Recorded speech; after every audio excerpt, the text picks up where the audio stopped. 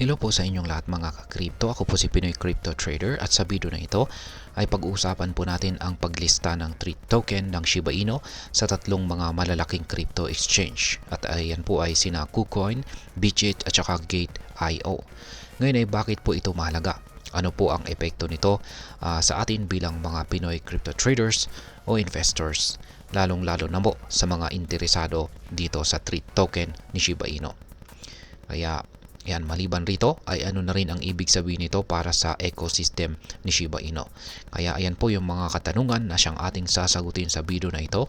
Pero bago po tayo magpatuloy ay nais ko lamang po munang bigyang linaw ang aking disclaimer kung saan ang nilalaman po ng video na ito ay hindi po ito isang financial advice.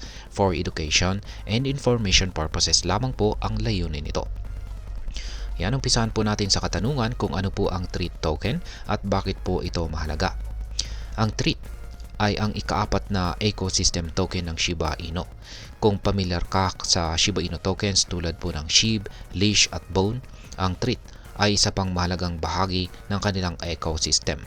Ang pangunahing layunin po nito ay magamit bilang rewards token sa iba't ibang projects at features ng Shiba Inu tulad po ng decentralized applications or dApps, staking at saka liquidity pools.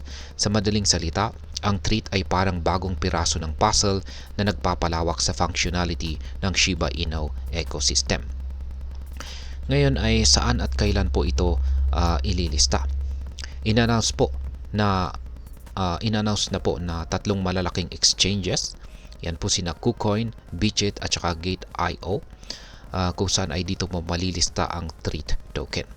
Ayon po sa kanilang announcement, ayan, ang KuCoin at saka dito po kay KuCoin at saka Bitkit, ang spot trading para kay TREAT ay magsisimula po sa January 14, 2025. Eksaktong alas 11 po ng umaga ng UTC. Ayan, UTC time po yan. Sa Gate.io naman ay hindi masyadong detalyado ang announcement sa eksaktong oras kung kailan po ang listing ng TREAT token sa exchange na ito. Pero inaasahan pong sabay ito sa iba pang mga exchanges. Bukod dito ay maaari ring mag-deposit ng TREAT token ang mga users sa kanilang mga accounts bago po ang launch date. Ang withdrawals naman ay magbubukas po kinabukasan kung saan ay sa January 15, 2025. Ngayon ay ano naman po ang airdrop na ito ng Bitkit? Ayan. Para sa mga users or gumagamit po ng Bitkit, may exciting po na balita sapagkat magbibigay po sila ng 87.45 million na TREAT token bilang airdrop. Ang airdrop na ito ay bahagi po ng kanilang promotional campaign para sa paglista ng TREAT. Kaya ganito po ang mechanics nito.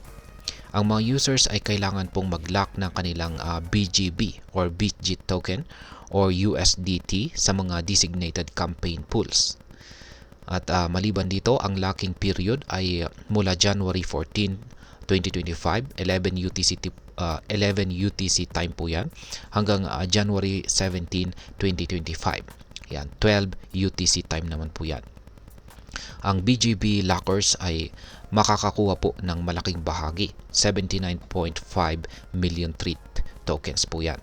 Habang ang mga naka-stake naman ng USDT ay hahati sa natitirang 7.95 million na TREAT. Ngayon ay ano po ang naging reaksyon ng Shiba Inu team? Ang lead developer ng Shiba Inu na si Ginoong Satoshi Kusama ay nagpahayag ng excitement sa development na ito. Ayon po sa kanya, ang paglista ng TREAT ay kakaiba at espesyal kumpara sa iba pang ecosystem tokens. Binigyang diin po niya na ang paglista nito sa tatlong malalaking exchanges ay isang malaking hakbang pasulong para sa Shiba Inu community. Dagdag pa niya, things are more very quickly. Hold on your tails. Yan, isang malinaw na indikasyon na may paparating pang malalaking balita tulad ng bagong partnership o suporta mula sa maraming mga exchanges. Ngayon ay ano po ang maaring maging epekto nito para sa atin bilang mga Pinoy crypto traders at investors, particular po sa mga interesado dito sa TREAT token na ito ng Shiba Inu ecosystem. Ayan, ang epekto po nito para sa atin ay meron pong mga ilang puntos na dapat po nating tandaan. And una ay ang mas malawak na accessibility. Dahil ang Treat ay listed na sa mga sikat na exchanges tulad po ng KuCoin, Bitget at saka Gate.io, mas magiging madali para sa atin na bumili, mag-trade o mag-hold ng token na ito. Hindi na natin kailangang maghanap ng maliit o obscure na platform para makuha ito. Pangalawa ay bagong pagkakataon para sa kita.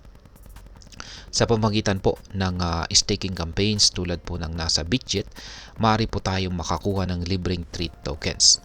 Ito ay isang magandang paraan para kumita ng extra crypto assets habang naghuhudol ng ating BGB or USDT. Pangatlo, pagtaas po ng demand at saka presyo. Ang paglista po sa maraming exchanges ay kadalasang nagdudulot ng pagtaas sa demand ng isang token. Kapag dumami po ang interest ng mga traders, may posibilidad na tumaas ang presyo nito, kung saan ay isang positibong senyales para sa mga early adopters.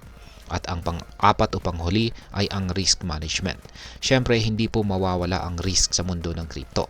Mahalagang maging maingat sa pag-trade at saka pag-invest. Siguraduhin na iintindihan mo ang volatility ng market at ang long-term goals ng Shiba Inu ecosystem bago po mag-commit. At ayan, ano naman ang aking masasabi tungkol dito? Sa tingin ko po, ang paglista ng Treat token ay isang malinaw na indikasyon na patuloy po na lumalakas ang Shiba Inu ecosystem. Ito po ay isang positibong hakbang, hindi lang para sa mga Shiba Inu holders, kundi para sa buong crypto community. Gayunpaman, mahalagang tandaan na ang crypto market ay puno po ng uncertainties. Dapat po tayo mag-research at maging strategic sa ating mga galaw. Para sa mga Pinoy crypto enthusiast, ito po ay isang oportunidad na dapat po nating samantalahin, pero may kaakibat na responsibilidad na maging maingat. Tandaan, ang susi sa tagumpay sa crypto ay ang tamang kaalaman, disiplina at maayos na risk management. At ayan, hanggang dito na lamang po tayo sa video na ito mga ka-crypto. Sana po ay inyong nagustuhan ang aking paliwanag sa video na ito. Kung inyo po itong nagustuhan, pakiclick lamang po ang like button nito. Marami pong salamat sa panonood. Ingat po tayo lagi at God bless po sa ating lahat.